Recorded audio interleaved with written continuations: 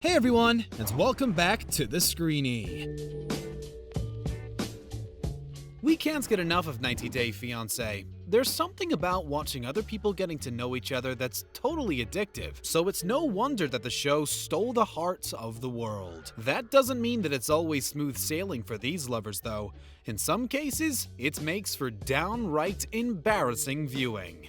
It's brilliant. Let's take a look at 10 most cringe-worthy moments on 90 Day Fiancé. Before we begin, do us a favor by clicking that like button and subscribe to the channel so you don't miss a video on your favorite TV shows. Number 10. Mark's car fight. You're making trouble. Do you want me to be happy, Nikki? Nikki, you're messing with Nikki, you're messing with my happiness. Right from the get-go, there was something super creepy about this couple. Nikki and Mark had a huge age gap. He was 58 and she was 19. While we could let that slide if they seemed like they were really in love, there was definitely more of a daddy-daughter dynamic going on that was disturbing to watch. No sooner had Nikki arrived in the US and got into her partner's car before he was telling her off. On the ride home from the airport, Nikki touched the window only for Mark to ask her what she thought she was doing. Apparently, it's a rule that he's had with his kids since they were little. Awkward. So he's immediately putting his soon-to-be wife in the same category as his children. Does anyone else find that intensely strange? After that, things just went from bad to worse, with Mark trying to sue TLC for portraying him in an unflattering light. Sure, blame it on the editing. Number 9. Danielle's intimate problem. Was there any intimacy after the wedding at all? After the wedding? Yes. There was, but we started facing a problem. No matter how you met, whether you found your hubby online or at Kmart, no one wants to have their most intimate problems splattered over television. Unfortunately for Danielle, her Tunisian hubby Mohammed wasn't about to keep quiet about the subject. During an interview on 90 Day Fiancé Happily Ever After, the pair opened up about their issues in bed. When it became clear that Mohammed wasn't giving his wife what she wanted because he believes that she smells, things got really uncomfortable really quickly. So much so that the host promptly shut the conversation down before it could go any further.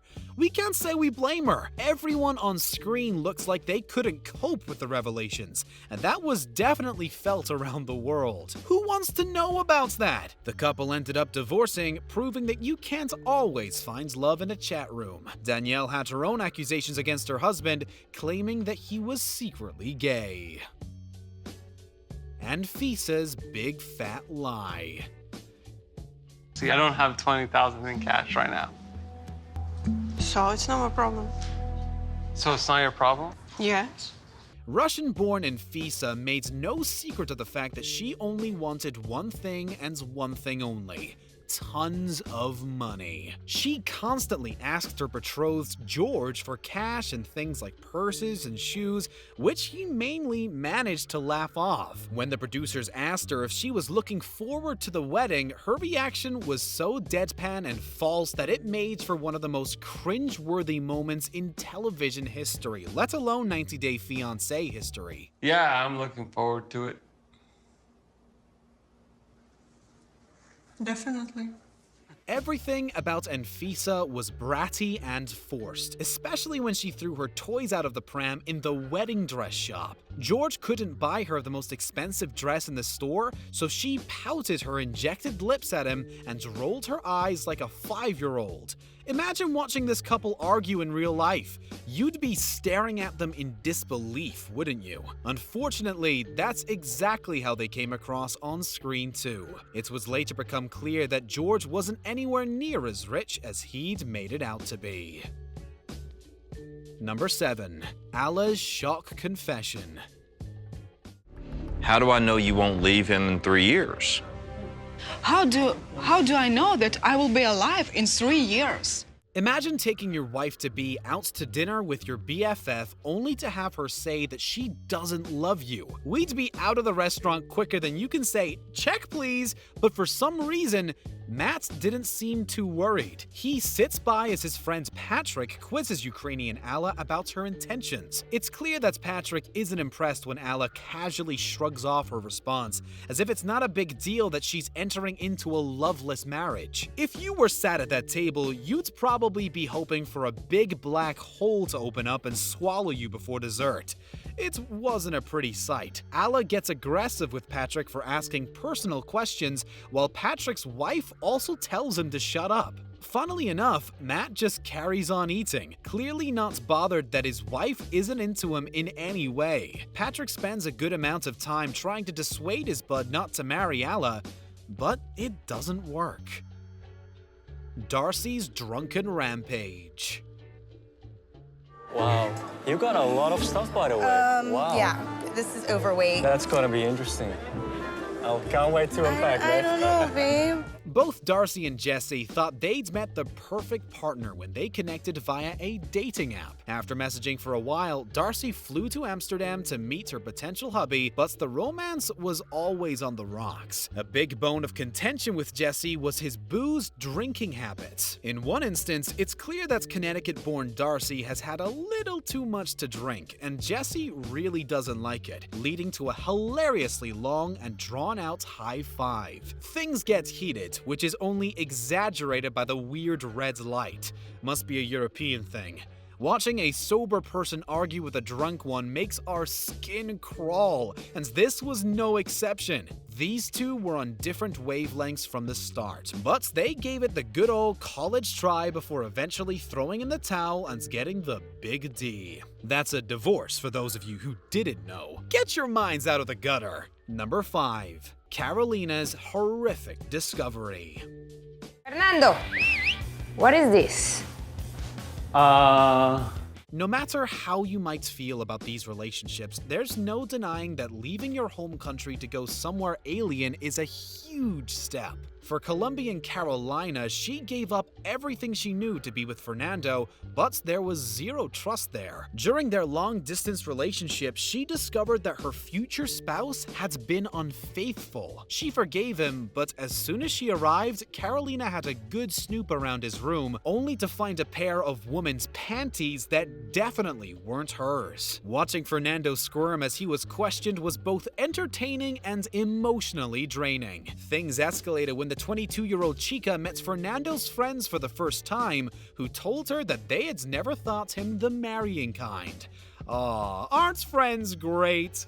Not! They're still together, although in the grand scheme of things, it's still pretty early on in that relationship. Let's hope there's no more hidden skeletons in that closet. Number 4. Mark's awful gift. What the? What's this? So what do you think? It's new. It's like new. Considering how terrible Mark came across on camera, it's really no surprise that he made this list twice. Honestly, we could create a whole videos on his terrible moments alone. It's another car-related scenario for these two when Mark gives his young wife a car.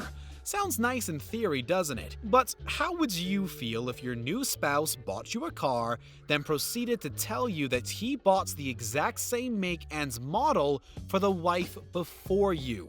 Not only that, but the old man goes on to give her tips on how the old ball and chain used to drive it. Talking about exes is difficult in any situation, but in this one, it's utterly absurd. Was he purposely trying to pee her off? Even before he started his 25 years ago speech, he forced her to drive him home when she clearly didn't want to, and even strapped her in before telling the cameras that he taught his kids to drive, so he'll be fine. Okay then. Number 3. Paul's shady secrets. I have a lengthy criminal record. I've been in jail, I've been in prison for numerous things. Paul Stale was never going to be the kind of dude that won over the hearts of the nation.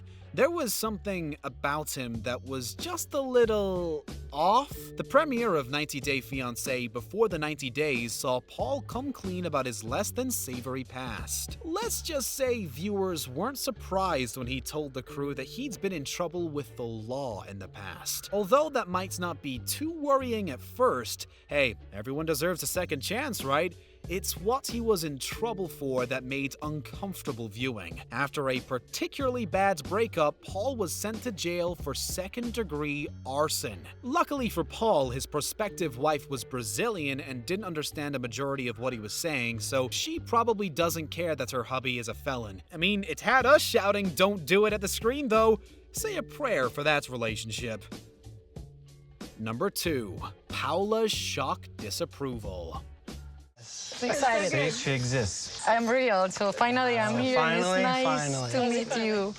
Out of all the couples on the show, Russ and Paola came across as one of the most genuine. Similar in age, with a seemingly honest connection, viewers have been rooting for them since the start. The same can't be said for Russ's parents, who made their views on the union known immediately. Russ's mom, in particular, was not welcoming to her new daughter-in-law, resulting in a pretty tense family dinner. Outgoing Paola tackled the situation head-on and asked Russ's parents what they thought of the relationship, resulting in a silence that you could cut with a knife before mom chimes in and says the idea of her son coming home with a foreign bride was a long-running joke.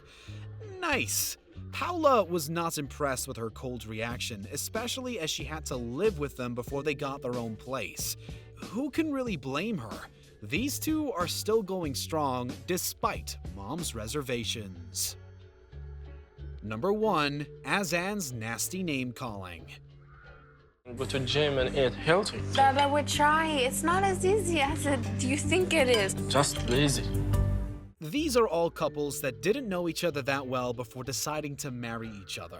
That's the whole point of the show. But there are some things that you can kind of guess by looking at a person, like their level of fitness. Nicole and Dazan went for a romantic stroll in the desert that turned into a complete meltdown. Hiking up big sand dunes isn't easy for anyone, but Nicole, who was packing a few extra pounds, found it near impossible. Azan became frustrated with his fiancée, calling her lazy and telling her to get her butt into the gym in the future. In the VT, he told producers that he suddenly realized that his partner isn't about to participate in the Olympics anytime soon. It's made for uneasy viewing, but we can't help but wonder how this was a surprise to Azan, who vowed to help her get fitter. Thank you very much for watching today's video. Make sure to subscribe to our channel for more videos on your favorite TV shows and tap one of the 2 videos on the screen for another amazing video.